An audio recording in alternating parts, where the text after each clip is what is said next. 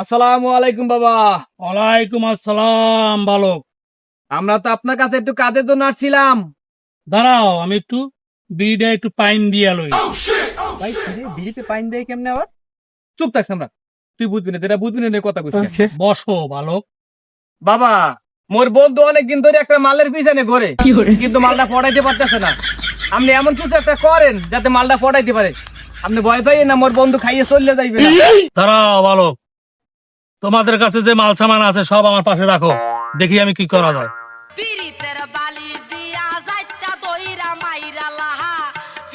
এই তোমরা দুইজনে এই দুইটা মাল হাতে রাখো। আমি যতক্ষণে না বলবো ততক্ষণে চোখ খুলবা না। কি রে হালাই দিতেছে একটা বিড়ি। যাই হোক, মোর মাল মুই পড়াইতে পারলি হইবে। বাবা চোখ খুলবো, বাবা চোখ খুলবে হন। কি রে দোস্ত, বাবা কি কোনো কথাবার্তা কয় না? কি হইলে? আরে দোস্ত, আমার মোবাইল ব্যাগটা কই? জুতোর ব্যাগ পড়াইছি। বাবা